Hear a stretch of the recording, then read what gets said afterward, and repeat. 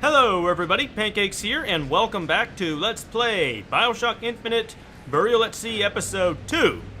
So, we are finally back in Colombia, but we are trying to find a lock of hair. Oh boy. Yeah, there's a war coming. You can smell it in the air. Fear, hatred, people dying every day. But how many more will suffer if we rise up? Violence begets violence, I know this. I've seen this. The rational mind argues for a peaceful solution to find a common ground, but what common ground is there to find for a father who watches his child bleed out in the street? How do you deny him his vengeance? I know that fire that burns deep inside. I know it all too well. And when the time comes, will I be able to stay to hand? Okay, so unfortunately when I reloaded this save file, I was forced to go back to the previous checkpoint, so I had to replay some of the stuff that I did in the last video. So if you see anything that's kind of different about, whatever, like my inventory or something like that, that would be why. But anyways, I was saying, we are trying to find a lock of hair for Suchong, so he can let us back into Rapture. And right now, we seem to be in Fink's sort of, there you go, we're in Fink's private quarters, which seems very, very fancy. Bit of a giant clock, is that what this is? It's kind of interesting. Leisure. Think. Sleep. A giant clock. Sort of. Looks like the mechanism unlocks certain activities when Fink gives his blessing. So what? We're stuck waiting for the cuckoo to go off? No, there's a slot for some kind of key for manual winding. We just gotta find that. Sure seems like a lot of work to lock down a few doors. Yo, if there's one thing Fink loves, it's a lot of work. Or maybe he's trying to hide something, huh? Wink, wink. I don't really know. Maybe. I guess we'll find out. Our current state of being, or lack thereof, has left my brother unfulfilled. The biological urge to leave one's mark is strong, and it is not an impossibility. We could instantiate ourselves back in Colombia. We've got the clock key. Hold on, let me replay that. Our current state of being, or lack thereof, has left my brother unfulfilled. The biological urge to leave one's mark is strong, and it is not an impossibility. We could instantiate ourselves back in Colombia, return to an old life for the possibility of creating new. But we died in that world. Returning would mean giving up part of us. Ourselves. We'd become flesh and all that it is heir to. The mysteries of the universe would become once again mysteries. It looks like Colombia is kind of falling apart here. I guess this must take place after the Vox Populi started to revolt. Which makes sense given all the red kind of flowing banners, which was sort of their thing when they took over in the main campaign. Okay, what is this place?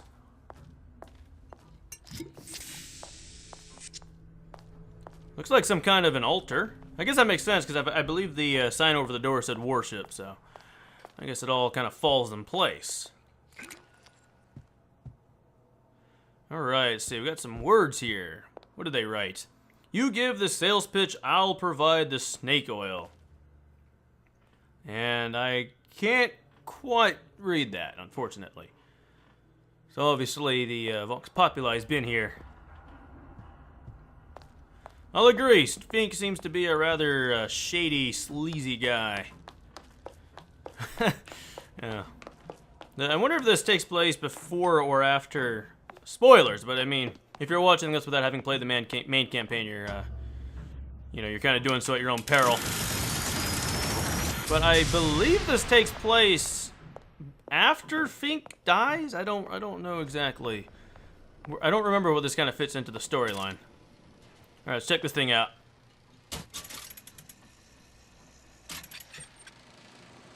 As to the matter of religion, let me place myself in the camp of the agnostic. I pretend to understand the mysteries of the infinite no more than you, Comstock, or anyone else for that matter. But for the sake of argument, let's say this is all one unhappy accident, and we're all alone in our toils. Then who would Comstock use to control and shame us with rules that apply only to those with not a penny in their pocket? If there were no God, you could rest assured the first deed done by the first rich man would be inventing him. Those are some kind of disturbing paintings. They look kind of like something Salvador Dali would have done. If you guys don't know who he is, he's a Spanish surrealist painter. Sea slugs. Goddamn sea slugs. Could that Oriental have come up with a more inconvenient fuel for his plasmids? If there is a God, and I've seen more evidence to the contrary than in support, you'd think he'd have put Adam into the belly of a nice little seagull or crow. The cost of all these underwater expeditions are murdering my margins. Okay, so it looks like Fink has actually been to Rapture as well. So he was actually aware of Suchong just as Suchong was aware of Fink. That is pretty interesting. I guess that we already kind of knew that. How to get that idiot his lock of hair? Since I believe it was pretty heavily implied in the main campaign that Fink was in fact aware of Rapture, and that's kind of where the whole Vigor idea came from. I kind of like the whole chalkboard thing there where they showed why, you know, the differences between the salt bottles and the Eve hypos. That was pretty cool. Listen, I got you your guns. I'm here for my age. Huh? But my Booker DeWitt died for the Vox Populi. You either an imposter or a ghost. My Booker DeWitt was a hero to the cause, a story to tell your children. Wow, that is a bit of a trip, man. Ah. Are you there? I miss you.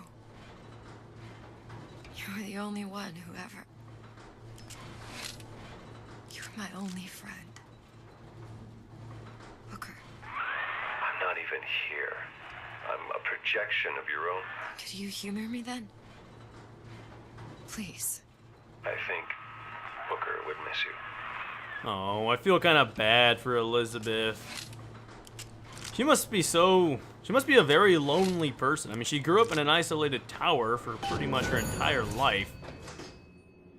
And she was forced to kill the only person who really cared about her. It's very, very tragic. I don't know if I've said this already, but I just got a really bad sinking feeling, and maybe it's just me being pessimistic. But I just don't think Elizabeth is going to meet a good end here. I don't know anything, so don't worry. I'm not like spoiling anything because I haven't beaten this yet or read the ending or anything, so I don't know what's going to happen. But just something about the way this DLC is going so far, kind of the tone I'm getting, I just don't feel like it's going to have a very good end. I hope I'm wrong. I like Elizabeth. I'd be very sad if she ended up dying or something like that. Anyway, so looks like we're going to have to deal with these guys here. Seems like there's... I don't know exactly how many. There were like 3 or 4 it looked like. And I think probably the best way to try and take these guys out is to hit them with the old crossbow. Sneaking up there would probably prove difficult. It's also interesting that they don't really notice when you shoot their friends with the crossbow. Okay, so I think instead of wasting a bolt on this guy, it might make more sense for me to try to sneak up behind him. After all, resources are pretty scarce. Alright, nice and easy. Come on, don't turn. Don't turn. Please don't turn. What's next? And there we go. Alright, that was relatively painless, I won't lie. Not being spotted definitely makes things a whole lot easier. I guess now all there's left to do is to loot these corpses and to see if there's anything of use. I have plenty of... Oh, shit! Okay. Well, it looks like I'm going to have to deal with this little inconvenience real quickly. Probably the hand cannon's the best tool for this job. Oh, come on, hopefully it doesn't cost me too much ammo. Unfortunately, ammo is not exactly what I would call abundant. They're really going heavy on the whole stealth thing. They don't want you to be using your guns too much. Maybe it's just me, but it's also seemed like they've kind of toned down the power of the guns as well. Seems to take a lot more to kill enemies. Alright, I think that's all of them. Now, if I recall correctly, there was also a bottle of salts kind of up on the rafters, which I should probably go pick up. And I'm doing pretty good on salts, but every little bit helps. So, let's see. Is there any kind of skyhook maybe that I can use? Oh, there we go. That's nice. So, I'm gonna guess that this is probably all that's left in this area here. I think. I mean, I can look around again, real briefly, but I'm pretty sure I've cleaned this place out pretty well. Oh, wait a minute. Oh, nope, got a lockpick. So apparently I didn't clean this place out. But I think now we've got everything. So I think that's good. I'm hearing voices off in the distance, very faint. An enemy wearing a helmet can't be knocked out by a melee sneak attack. Is this guy wearing a helmet?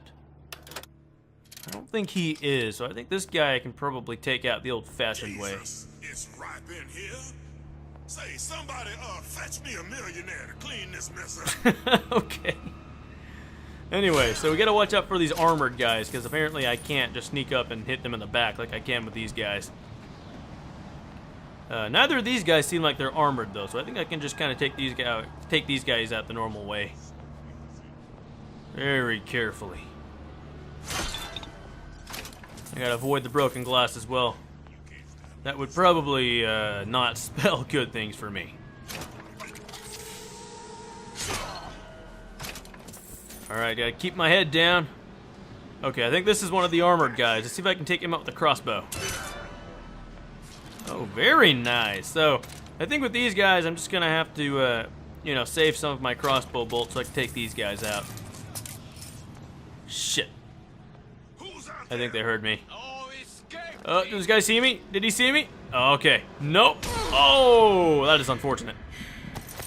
And I accidentally hit the Vox phone button. Damn it. Oh, God. Oh, okay. Yes, this crossbow is definitely saving my ass right now. Alright, anybody else want some? And I've seen more evidence to the contrary than in support. I think she does. I think he'd have put Adam into the belly of a nice so seagull or crow. Not really hearing any more voices. I think that might be all of them. Her expeditions are murdering my... Daisy sacrificed herself.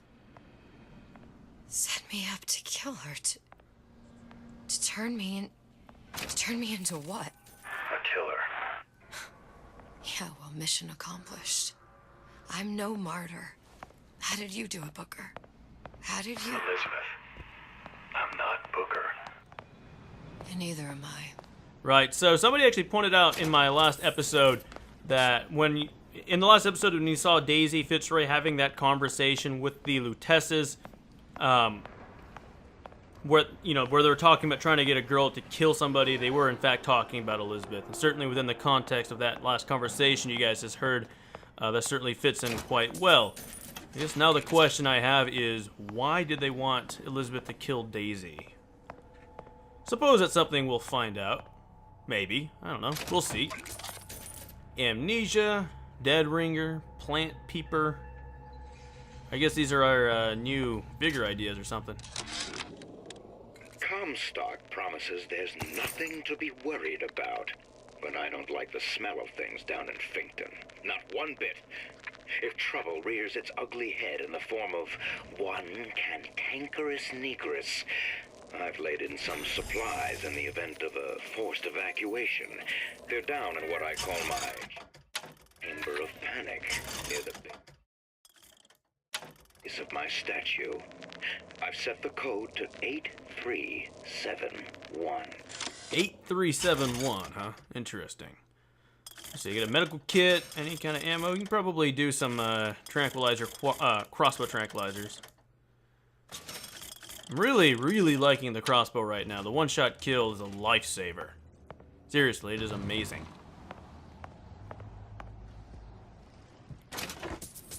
Could have sworn I checked that drawer last time. Huh. Guess not. So, we were given a door code. I haven't found any doors that require that, though, so I'm not sure exactly where that is. Hopefully we find it. I would like to find more supplies. Things are getting a little rough here. But I think as of now, this is probably a good place to cut it off, guys. If you enjoyed it, please rate and comment. It's a huge help. And I'll see you guys next time.